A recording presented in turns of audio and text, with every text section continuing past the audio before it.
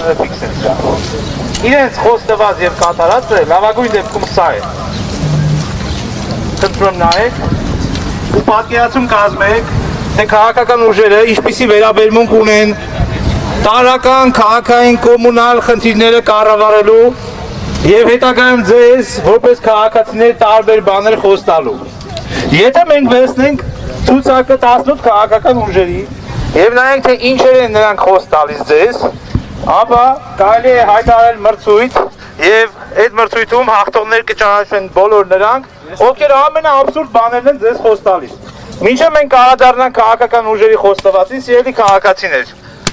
դուք կարող եք մոտենալ եւս ձեր մասով ջուր ծեծել, ընդգծելով ձեր վերաբերմունքը առաջիկա խորհրդարանական ընտրություններին մասնակցող քաղաքական ուժերի տված խոստումներին, որովհետեւ 2021 թվականին Հայաստան դաշինքը խոսք էր տալիս, որ նրանք գնում են խորհրդարան ամեն ինչ անելու, որ գործող քաղաքական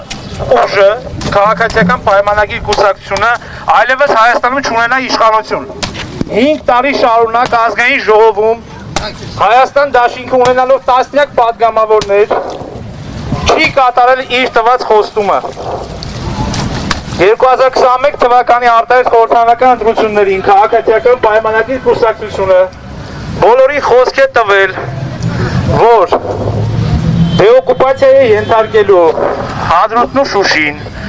թե ինչ տեղի ունեցավ հետո բոլորը գիտեք շատ ուզիչ է։ Ու այդպես շարունակ Բարգավաճ Հայաստան կուսակցություն ունենալով վերջին 15 տարվա մեջ 120 մոտավորապես մանդատ պատգամավորական,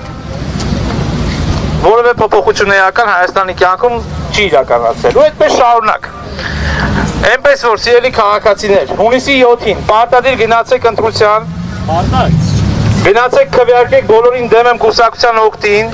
թույլ տվեք, որ բոլորին դեմ եմ կուսակցության կարևորագույն 3 կետերը կյանքի կոչվեն